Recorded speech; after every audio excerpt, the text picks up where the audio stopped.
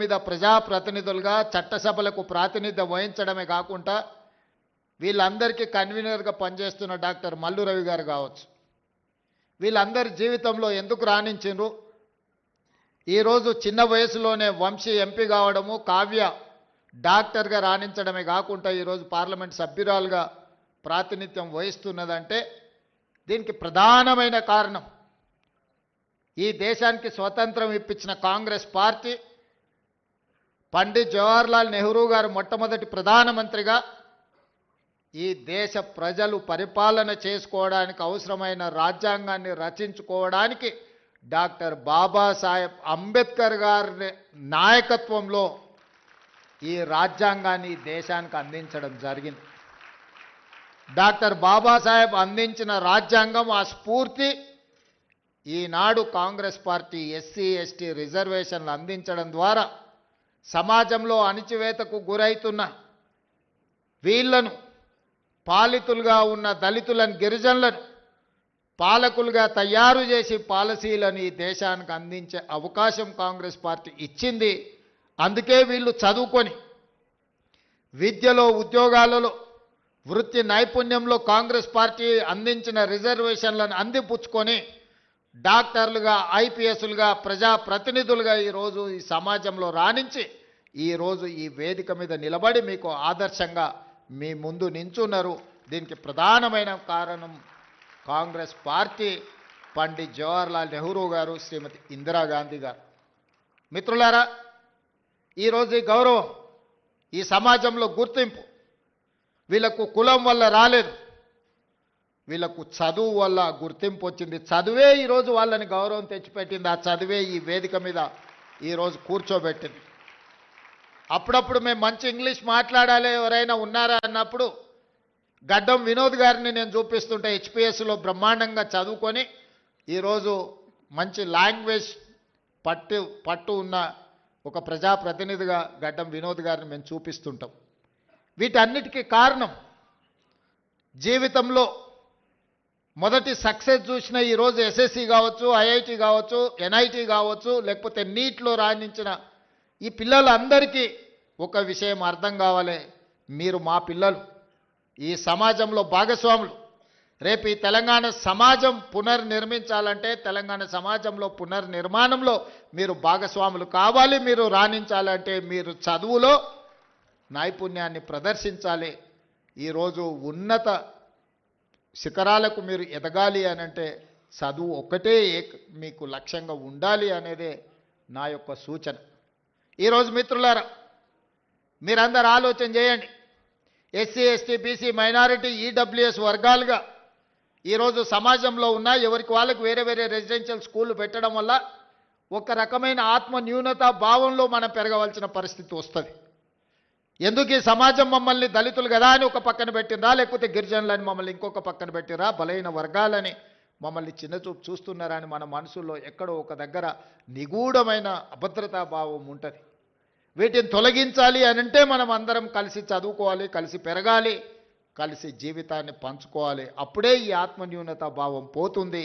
ఈ సమాజ నిర్మాణంలో మీరు భాగస్వాములు అవుతారు అని ఆలోచన చేసి ఈరోజు రాష్ట్ర ప్రభుత్వం young India integrated residential schools అనే ఒక విధానాన్ని తీసుకొచ్చి ఈ దేశానికి ఆదర్శంగా ఉండే విధంగా 25 ఎకరాలలో ఒక కార్పొరేట్ కాలేజీలతో పోటీ పడే విధంగా ఈచ్ స్కూల్కి 200 కోట్ల రూపాయలు కేటాయించి ఈరోజు మీకు ఒక ఇంటర్నేషనల్ స్టాండర్డ్స్ ఎడ్యుకేషన్ని, not only infrastructure, educational qualification కూడా, అక్కడ ఉండే క్వాలిటీ కూడా పెంచాలి అని ఒక లక్ష్యంతో ఈరోజు మేము పనిచేస్తున్నాం. ఈరోజు చాలామంది విమర్శిస్తున్నారు. ఇయాలని ఒక పత్రికలో చూసిన ఈ SC ST BC minority EWS పిల్లలకు 200 కోట్ల రూపాయలు పెట్టి 100 అంటే దాదాపుగా 25,000 కోట్ల రూపాయలు ఖర్చు పెట్టి కట్టాల్సిన అవసరం ఉందా అని ఒక పత్రిక రాసింది, ఒక రాజకీయ పార్టీకి సంబంధించిన పత్రిక. కరెక్టే మీ విధానంలో, ఎందుకంటే మీరు అధికారంలో ఉన్నప్పుడు బర్రెలు, గొర్రెలు, చేపలు, చెప్పులు కుట్టుకోండి అనే స్కీములు మీరు తీసుకొచ్చిండ్రు. ఆనాడు బడుగు బలైన దళిత గిరిజన మైనారిటీ వర్గాలు ఏం చేయాలంటే దళితులు చెప్పులు కుట్టుకోవాలి, బలహీన వర్గాలు చేపలు పట్టుకోవాలి, ట్రైబల్స్ పందులు పెంచుకోవాలని గత ప్రభుత్వంలో స్కీములు వచ్చినాయి. మీరు అందరూ చూడండి, గత 10 సంవత్సరాలలో ఏం చెప్పారు? బర్రెలు గొర్రెలు ఇస్తాం, చేపలు ఇస్తాం, చెప్పులు కుట్టుకోండి, మీకు స్కీములు ఇస్తామని చెప్పిండ్రు తప్ప మీకు చదువు చెప్తాం, మీకు రాజ్యాధికారం ఇస్తాం, మీ రాజ్యం నిర్మాణంలో మిమ్మల్ని భాగస్వాములను చేస్తామని చెప్పలేదు. మీ చదువుకున్న నిరుద్యోగ యువకులకు పీజీలు పిహెచ్డీలు చదివి ఇలా చాలామంది పేదోళ్ళు, నేను గ్రామీణ ప్రాంతం నుంచి వచ్చిన గ్రామీణ పరిస్థితులు ఎట్లుంటాయో క్షుణ్ణంగా అవగాహన ఉన్నవాడిగా చెప్తున్నా. తల్లిదండ్రులు ఉపాధి హామీ కూలికి పోయి ఇళ్లల్లో పాచి పనులు చేసి రూపాయి కూడబెట్టి వాళ్ళ పిల్లల్ని ఉస్మానియా కాకతీయ యూనివర్సిటీలకు పంపించి పీజీలు పిహెచ్డీలు చదివిస్తే మళ్ళీ చదువుకున్న యాదోల పిల్లగాడు ఊరికెళ్ళి గొర్రెలు పెట్టుకోవాలంట, దళితుల పిల్లలు చెప్పులు కుట్టుకోవాలంటే దీనికోసం ఆ తల్లిదండ్రులు కష్టపడి పీజీ పిహెచ్డీలు చదివించిందని నేను అడుగుతున్నా. ఎందుకు ఆ 10 సంవత్సరాలలో ఉద్యోగ నోటిఫికేషన్లు ఇవ్వలేదు? ఉద్యోగ నోటిఫికేషన్ల కోసం ఉస్మానియా కాకతీయ యూనివర్సిటీల నుంచి మొదలు పెడితే అశోక్ నగర్ చౌరాస్తా వరకు నోటిఫికేషన్ల కోసం అల్లాడిన పిల్లలు లేరా? తెలంగాణ ఉద్యమంలో ఒక్కరైనా మీ పిల్లలు చచ్చిండ్రా? చచ్చిపోయిన పిల్లలందరూ ఈ పిల్లలే కదా. ఆ పిల్లలు ఉద్యోగాల కోసమే కదా సర్వం త్యాగం చేసింది. తెలంగాణ ఉద్యమంలో ముందు బాగానే నిలబడి పోరాటం చేసింది.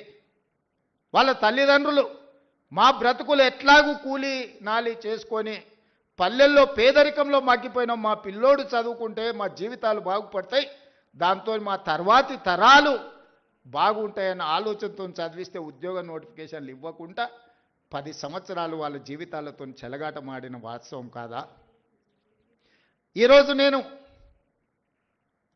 సివిల్ సొసైటీలో పనిచేసే వాళ్ళ తరఫున వాళ్ళు నన్ను కలిసి మాట్లాడినప్పుడు 23-24 సంవత్సరాల యువకుడు పోటీ పరీక్షలకు ప్రిపేర్ అవుదామని హైదరాబాద్కు వస్తే 10 సంవత్సరాలు నోటిఫికేషన్ లేకపోతే వాడి జీవితంలో 23-24 సంవత్సరాల నుంచి 35-36 సంవత్సరాల వరకు జీవితంలో నిలదొక్కుకోకుండా, పెళ్ళి లేకుండా, కుటుంబంతో ఉండకుండా ఈరోజు వాళ్ళ జీవితాలు కాలగర్భంలో కలిసిపోతుంటే ఆ తల్లిదండ్రుల దుఃఖం అనేది కుర్చీలో ఉన్నవాడికి ఉండాలి కదా.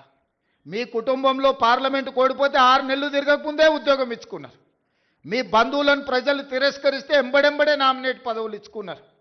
మీ పిల్లలకి ఎప్పుడు ఉద్యోగాలు ఉండాలి, మీ పిల్లలకు పెద్ద పెద్ద ఫామ్ హౌజులు ఉండాలి, మీరు ఆగర్భ శ్రీమంతులుగా బెంచ్ కార్లలో తిరగాలి. మేమేం వద్దంటలేం, మీరు లావిష్ లైఫ్ మీరు గడపండి, కానీ కనీసం మా పిల్లలకు పోటీ పరీక్షలు నిర్వహించాలన్న ఆలోచన మీకు రాలే. ఇవాళ మా ప్రభుత్వం వచ్చిన మొదటి సంవత్సరంలో ఆన్ రికార్డ్ నేను ఛాలెంజ్ చేస్తున్న, ఈ దేశంలో ఏ రాష్ట్ర ముఖ్యమంత్రినైనా, ఏ ప్రభుత్వమైనా, ఏ పాలకులైనా ఒక్క సంవత్సరంలో 59,000 ప్రభుత్వ ఉద్యోగాలు ఇచ్చిన ఎవరైనా ముఖ్యమంత్రి రాష్ట్ర ప్రభుత్వం ఉంటే వాళ్ళు విధించే ఏ శిక్షకైనా నేను మా ఉప ముఖ్యమంత్రి గారు సిద్ధంగా ఉన్నాము. మా ప్రభుత్వం, మా మంత్రివర్గం మొదటి సంవత్సరంలో 59,000 ప్రభుత్వ ఉద్యోగ నియామక పత్రాలు ఏ ఎల్బీ స్టేడియంలో మేము మంత్రులుగా ముఖ్యమంత్రిగా ప్రమాణ స్వీకారం చేసినామో అదే ఎల్బీ స్టేడియంలో వాళ్ళందరినీ పిలిపించి నియామక పత్రాలు వాళ్ళ చేతులకు అందించినప్పుడు ఆ పేదవాళ్ళ తల్లిదండ్రుల కళ్ళల్లో చూసిన ఆనందం జీవితకాలం గుర్తుంటుంది. ఎందుకంటే వాళ్ళ పిల్లలు ప్రయోజకులైనప్పుడు ఆ తల్లిదండ్రుల కళ్ళల్లో కనిపించే ఆనందం ఒక గొప్ప అనుభూతి. అది మాటలకు అందదు, మాటలు చెప్పినా సరిపోవు. అట్లా 59,000 మందికి ఎల్బీ స్టేడియంలో మొదటి సంవత్సరంలోనే ప్రభుత్వ ఉద్యోగ నియామకాలు అందించి మాకిచ్చిన అవకాశాన్ని సద్వినియోగం చేసుకునే ప్రయత్నం చేస్తున్నాం.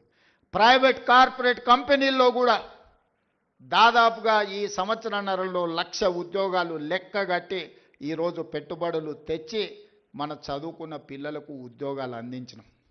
కానీ ఇవి సరిపోవు, నాకు స్పష్టంగా తెలుసు. దాదాపుగా పబ్లిక్ సర్వీస్ కమిషన్ నమోదు చేయించుకుంటే నిరుద్యోగులు పట్టభద్రుల పైన చదువుకున్న వాళ్ళు 20 లక్షల మంది దాకా ఉన్నారు.